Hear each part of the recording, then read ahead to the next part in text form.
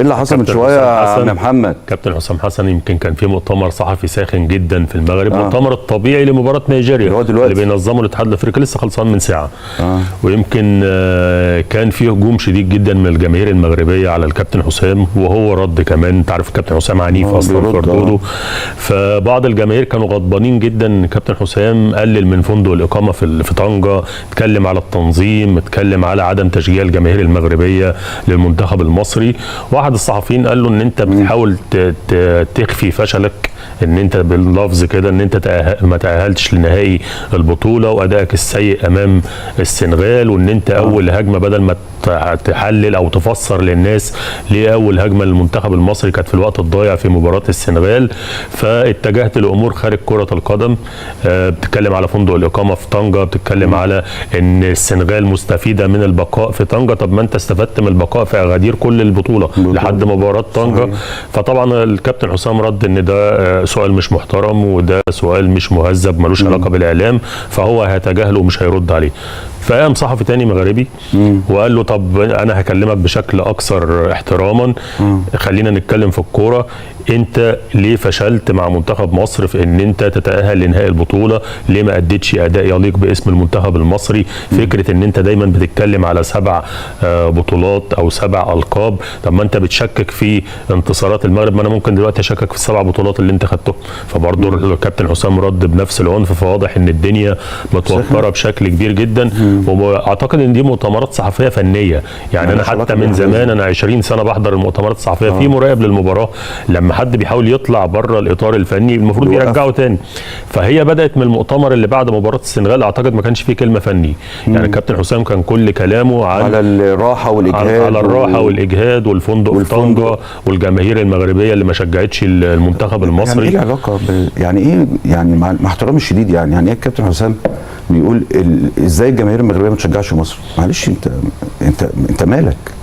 على فكره انا يعني تواجدت في كل ماتشات يعني احنا مالنا، مش هقول احنا مالنا كمصريين، انا بلعب كوره، انا مش مستني حد يشجعني. انا ما بلعبش في ارضي بالظبط، انا المفروض ابقى متوقع اي حاجه. ايوه، الجمهور المغربي من حقه يشجع اي منتخب بالظبط. عندنا حته العروبه وحته المسانده والكلام ده، لكن في النهايه انا مش هقدر اجبر الجمهور. وانا عايز اقول لك ان كتير جدا، انا ليا اصدقاء كتير جدا في المغرب وعلى تواصل معاهم، قالوا لي ان المنتخب المصري لاقى مسانده كبيره جدا في دور المجموعات، صحيح، وفي مباراه بنين في دور ال 16 لحد حركه الكابتن حسام لما راح بعد هدف محمد صلاح واشتبك شويه حتى بالاشارات مع الجماهير المغربيه. فده طبعا ادى لانقلاب عدد كبير جدا من جماهير المغرب على منتخب مصر، بجانب ان هم كانوا زعلانين شويه ان كان في ركله جزاء غير محتسبه ضد المنتخب المغربي، وان الاعلام المصري فخم في الكوره وقال ان مش من حق المغرب، او المغرب صعدت بطريقه غير شرعيه، فده برضه زعلهم شويه.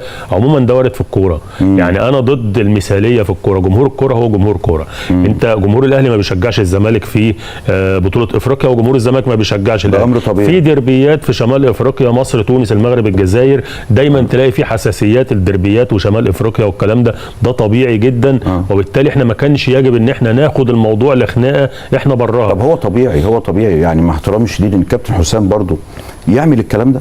يعني هو لو اي مدرب ينفع يعمل الكلام ده، وخصوصا انت ما بتلعبش على ارضك، يعني ان انت تقول ان جمهور المغرب ازاي ما شجعنيش؟ يا كابتن مش شرط تشجعك، هو مش مجبر يشجعك. مش لو شجعك دي حاجه كويسه، لكن لو ما شجعكش مش هطلب منه اللي هو يشجعني بالظبط. ومش هبرر الخساره او الاداء بان هو ده السبب بالظبط. لان في النهايه انا معايا لعيبه، المفروض كل لعيبه منتخب مصر خبرات، يقدر يلعب في الكاميرون امام جمهور الكاميرون، في السنغال امام جمهور السنغال، في جنوب افريقيا في الجزائر، في المغرب. طب ما انت وارد ان انت في تصفيات كاس العالم او في اي بطوله، طب ما انت وارد انك كنت تلعب المغرب في المغرب، كنت هتستنتظر تشجيع الجماهير اكتر من 60-70 الف متفرج. يعني بص يا استاذ محمد، يعني انت شايف ان تصريحات الكابتن حسام دي شماعه طبعا. انا شايف ان الكابتن حسام كان الاداء سيء جدا في مباراه السنغال، اداء لا يليق باسم منتخب مصر. هو لو طلع اتكلم فني كان هيبقى عنده مشكله كبيره، لان احنا عملنا مباراه كارثيه من وجهه نظري انا، ان انت منتخب مصر باللعيبه الموجوده عندك اللي ارفض التقليل منها تماما، قصه محلي ومحترف ده احنا طول عمرنا بناخد البطولات بالمحليين، وطول عمرنا بنصعد كاس العالم بالمحليين، وطول عمرنا عندنا افضل لعيبه محليين، وده بنستغلها كميزه مش عيب، ان الفرقه بتبقى مترابطه، اللعيبه عارفه حافظين بعض وبيلعبوا مع بعض وده طول عمرنا كده من ايام الكابتن حسن شحاته والكابتن الجوهري. ده عيب جيل، عيب مدير فني او جهاز فني؟ طبعا عندنا مشكله فنيه كبيره جدا، عندنا مشكله فنيه في مباراه السنغال تقريبا. انا ممكن اختلف معاك في الانترو، انا سمعتك قلت ان الاداء كان جيد في البطوله الا مباراه السنغال، لا الاداء ما كانش جيد خالص. انت تعالى نمسكها واحده واحده. اول مباراه زيمبابوي، انت زيمبابوي اضعف فريق في البطوله تصنيفا، انت وصلت معاه للدقيقه 90 وانت 1-1، فانت كان في كارثه في ماتش زيمبابوي، محمد صلاح جاب لك جول في الدقيقه 90. نروح لمباراه جنوب افريقيا، انت اتضغطت 70 دقيقه في منطقه جزاك، بس احنا لقينا لك العذر، قلنا ان انت مطرود منك واحد محمد هاني، عدينا. رحت لانجولا اللي هي اضعف منك كتير جدا، اتعادلت، واحنا قلنا ان انت اكيد مريح لعيبه كتير، برضه احنا لقينا لك العذر. رحت البنين اضعف منتخب تاهل لدور ال 16، دخلت معاه اكسترا تايم، يعني ما قدرتش ان انت تحسم المباراه في الوقت الاصلي.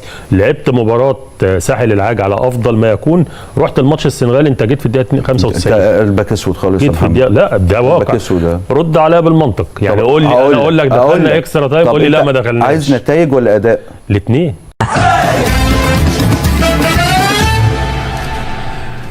اللي يبل المريول، واللي في الجازون يسول ويجول، اللي بالكورة مهبول، واللي ديما عنده ما يقول تعديله، اللي مركة واللي يستنى في الكورة تتمركة. أريدو مع الجرحين حتى للدقيقة 90. أريدو طور عالمك. مرحبا بكم من جديد. 50 دقيقة بعد 4 متاع العشية، الدرج الأخراني 6 دقائق الأخيرة باش تكون لكوب دافريك. حسام حسن مرة أخرى يثير الجدل. نعم، حسام حسن اليوم وكأنه تبرر من تصريحاته، استقبل كل شيء وهزم الصحافة المغربية، خاصة الصحفي اللي ما حبش يجاوبه، قال له أنت سؤالك مش بتاع الصحفي، سؤال غير محترم. والصحفيين المصريين قاموا متغشين وغادروا قاعة الندوات الصحفية. هل مطالب اليوم الجمهور المغربي انه يشجع المنتخب المصري مثلا؟ لا، ما مش مطالب.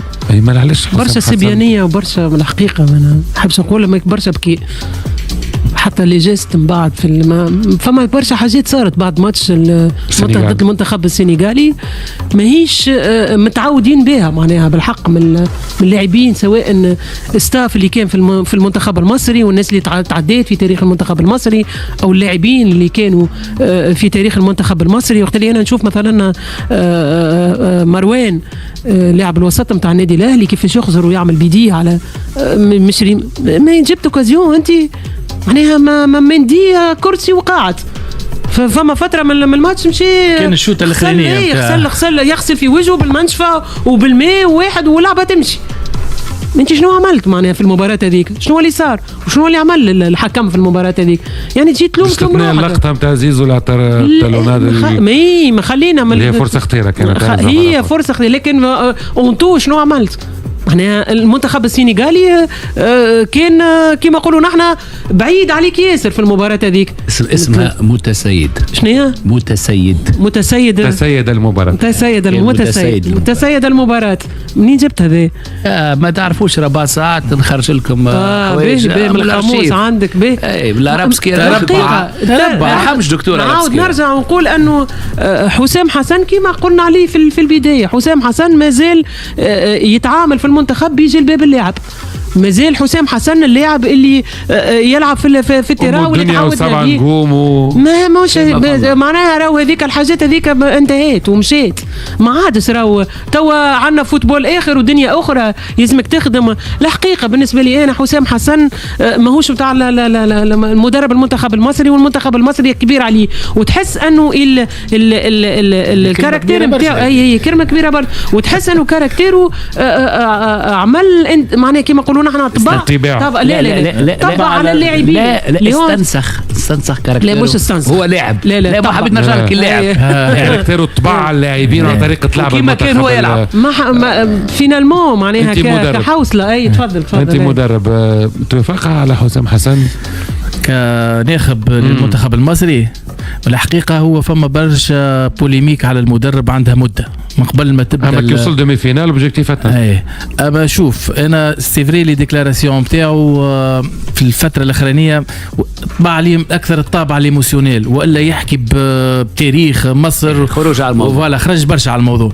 بقى حسب المعلومات اللي عندي وتوصلني انه الملاعبيه مرتاحين مع حسام حسن، نتعامل معاهم كلاعب قديم كلاعب يعني اكيد هو ما يحبش فيها بلد الثاني. لا رغم من الاول من الاول ما كانتش هكاك. صحيت من الاول ما كانش هكاك. رغم اللي من الاول معناها هو شنو عمل هو ربح الجروب، هو ربح الجروب بعد ما كان في صدام مع صالح ومع برشا نجوم مع محترفين وربع الفتره الاخرانيه ارتاح مع الملاعبيه. اما صح معناتها فما حاجه مهمه تي مولي فيكتوار يخليو لك امبيونس باهي فهمتني. بعد نزل تبدل كان جات فما خسائر وكان اما شوف الامبيونس تبدل. انا علاش قلت لك هكا، انا كنت نشوف الروندمون تاع المنتخب المصري دورون معناتها الكومبيتيسيون ما كانش روندمون كبير برشا. لم يقنع بتاتا المنتخب المصري. جاو الانتصارات، فما كانت واقعيه، كانت فما واقعيه في مباراه ضد الكوديفوار فقط. صحيح توتافي كلامك صحيح نعيمه. بقى زاد اليوم في كومبيتيسيون يقول لك حسبني بالريزولتا، ولو انه الملاعبيه كانوا ينجموا يأديوا ما خير سيرتو كونتر المنتخب السنغالي، خاطر كان فما برشا تحفظ، كان فما برشا خوف من الادفيرسير، كان فما برشا حذر من الادفيرسير. المنتخب المصري بالامكانيات الهجوميه اللي عنده كان ينجم يعمل مقابله ما خير، كان ينجم كما قلت انت في عوض مندي يقعد ياخذ كرسي ويقعد يتفرج على 90 دقيقه، كان ينجم يكون مهدد 3 و4 مرات ديرون 90 دقيقه، لكن هذا ما صارش. النهائي يا دكتور لمن الافضليه؟ دقيقه ما زالت أفضلية نورمالمون باش يكون ماتش صعيب برشا. الحقيقة أفضلية توا هكا قبل المباراة من بين البراغماتيزم تاع الفريق السنغالي وقدرته وإيمانه بالقوة متاعه خاصة وانضباطه التكتيكي، ولو أنه حبيب ديارا وخاصة كوليبالي ما مش موجودين هما دو بيس متريس، وما بين فريق مغربي. لكن المعوض كان يظهر لي خير معوض الكوليبالي الحقيقة.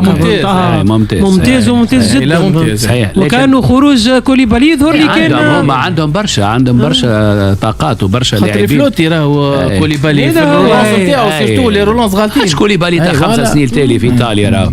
لكن اليوم المنتخب المغربي برهن في المباراة الأخيرة اللي هو ريالمون زاد لك يعني نقولوا الإمكانيات الفنية والطاقات نتاعو، زادك اللونفي وزادك الرغبة وزادك لا موتيفاسيون اللي ما كانتش ديما موجودة في المنتخب المغربي. حسينا اللي الناس كل معناها يلتير دون لا ميم ديريكسيون واللاعبين الكاف مازال متواصل. بنسبة كبيرة انه مش يتم حسم اليوم في من سينظم كاس الامم الافريقية 2028. المغرب تنجم ترجع لها الاديسيون هذه اللي باش تكون الاديسيون الاولى في نظام كل 4 سنوات بطولة. ثم جنوب افريقيا وبوتسوانا مع الخط حاليا دونك يحبوا ينظموا، ثم الجزائر ولانه مش بحظوظ كبيره، ثم كذلك مصر. والكاف زاد يعلن زياده ايرادات افريقيا في النسخه هذه بنسبه 90%. نسبة المداخيل ولا فلوس باش يعطيهم للجمعية؟ لا نسبة مداخيل من الكندية زادت 90%. يا اخي ما ينجمش يتقدم مثلا ملف تونس ليبيا. تونس ما عندناش تيرانيت. شكرا في عامين. شكرا نعيمة. الديبا هذايا تحب له ساعة ونص ساعتين 3 يوفى 8. شكرا نعيمة، شكرا انيس، شكرا دكتور، ميرسي بوكو ايمان، ميرسي فاروق، كريم مغني كوتي ميكرو. يقول لكم شكرا زاد قسم الرياضة ديجيتال ويفز، سماح مفتاح في ناس الديوان. تصبحون على محبة بويكند الناس الكلها. اللي بل المريول واللي في الجازون يسول ويجول، اللي بالكورة مهبول واللي ديما عنده ما يقول تعديله، اللي مركة واللي يستنى في الكورة تتمركة. أريد مع الجرحين حتى الدقيقة 90. أريد طور عالمك.